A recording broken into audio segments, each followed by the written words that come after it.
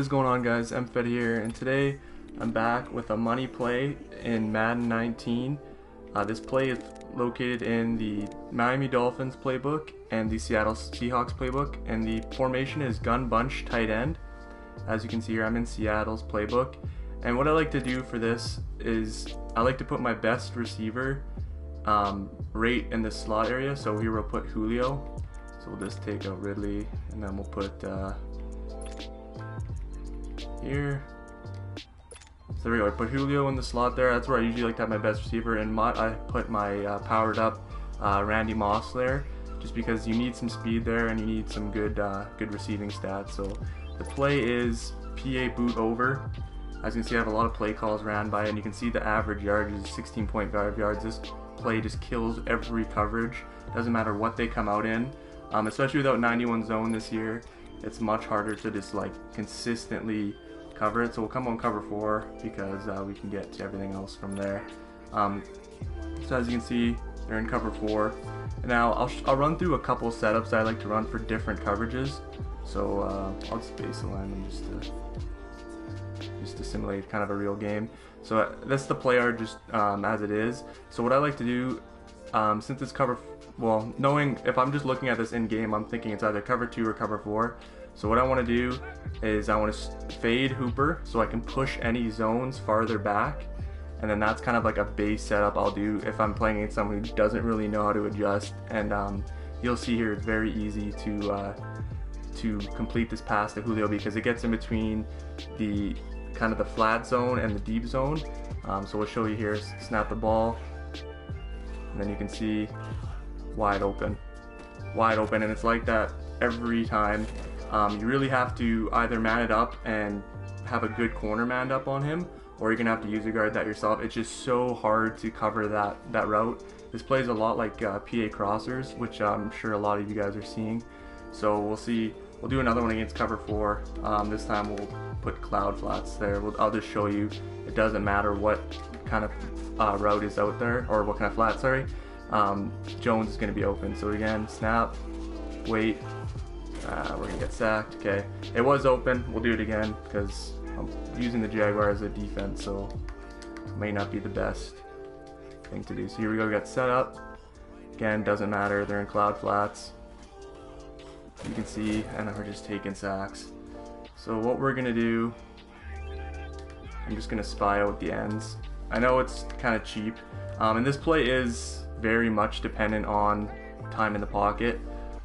So if you're playing someone with a heavy blitz, you're gonna have to mix in. You can still use this play, but you're gonna have to mix in definitely some check down routes. So again, do I have them in cloud flats? Yeah, okay. Snap the ball, and then you're gonna see wide open. I get my best receiver there, trying to make a miss, and that's really what this play is. You really want to stress that part of the field, because if you get them, you know, having to user guard that makes more open room in the middle of the field so you can, you know, work some other route combinations in. So that's basically the basics of that I like to run. I'll show you purples, I guess, and to see, I'll show you again, it's not going to make a difference. It's going to be open every time. It's just the way it is. You see, it's just wide open. This play kills pretty much like I said, every coverage. So here we'll show you against a cover 2. Cover 2, you can still do this streak. You can run this setup against any coverage. As you can see here, you can hit that check down to Ridley because the cloud flat's dropping so far back. So that's obviously an option there. And then we'll just run again. I'll show you can still hit it. It might be just a bit of a tighter throw depending on how far that cornerback drops back, just because he's not immediately having someone on him. And what you notice there too, and this is kind of only useful if someone's not using a linebacker, but if you see here, Miles Jack was like stuck to Jones like glue. He's in a mid-read, so he's gonna follow him. So if we were to, you know, just put him in a regular curl, because mostly it is kind of simulating a user, so you're gonna have to, you know, when someone uses it, you're gonna have to mix in this play. But we'll just show you here that even against cover 2, it's gonna get open. Yeah, you see. So it's basically a coverage destroyer for every coverage. We'll just show you again, cover 3. It's going to be the same thing because your Hooper's pushing the zones back.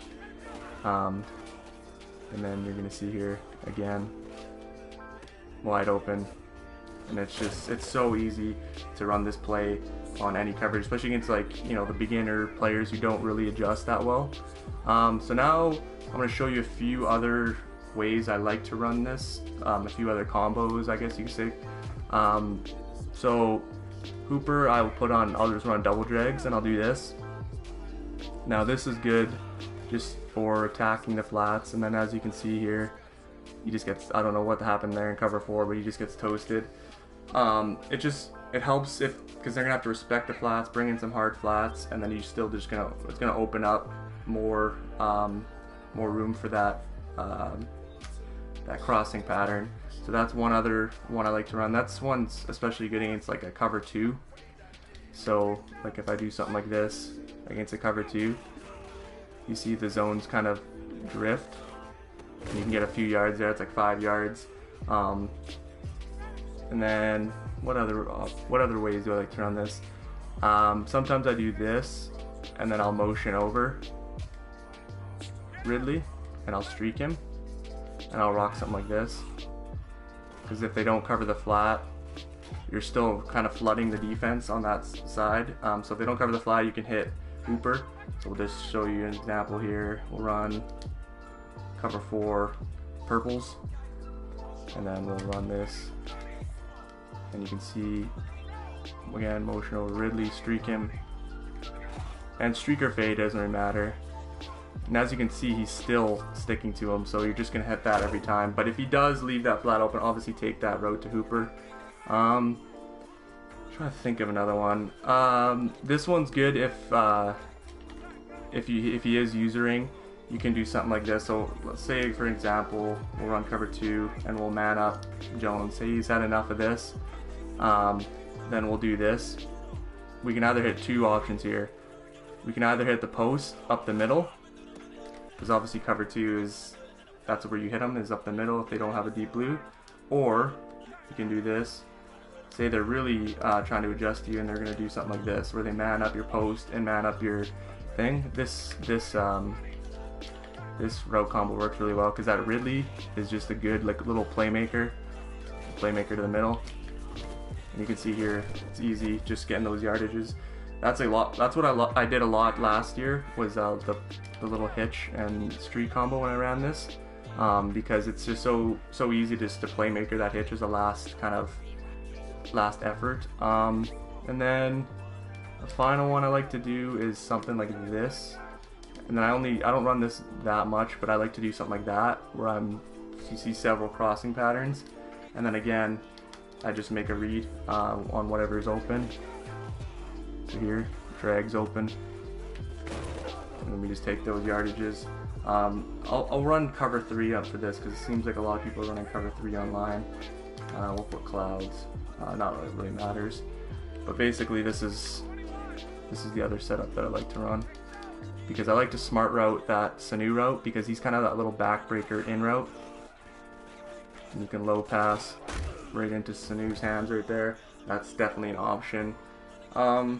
I think that's pretty much it for different route combos I like to run. So another thing I like to do is if they get really aggressive on cover 3, because this play has a really good run play out of it, inside zone's really powerful. So say they bring down their safeties, and a lot of times they do this. I've played some people who will do this kind of setup, where they'll have like their safety so deep that it's gonna be hard for them to adjust. So I'll do something like this. I'll run double drags, boom, and then bombs away. Now he didn't beat him there, but if you have someone fast, like Tyreek Hill or Randy Moss, most times he will. Sometimes he pass lead inside. I can try it again. I have hit this on someone, or a few people actually. It's just whether or not you get the kind of the right jump off the line of scrimmage. So again, boom, and then yeah, you pass lead inside, you have a little bit more luck, and then you can see it depends, you might not beat him for a touchdown, but it is like a guaranteed, you know, deep bomb. just because if you have that speed mismatch, it's going to be easy for him to beat him offline, especially if they bring everyone so close. So that's pretty much going to conclude this episode. I would like to bring a full scheme out of Gun Bunch tight end, because that's currently what I'm running right now, and I'm having a lot of success with it, a lot of fun. So I just want to, feel out the formation a little more, find some more plays that are complement the PA boot over. So if you guys did enjoy, please smack a like on the video if you could, and I'll see you guys in the next one. It ain't my fault.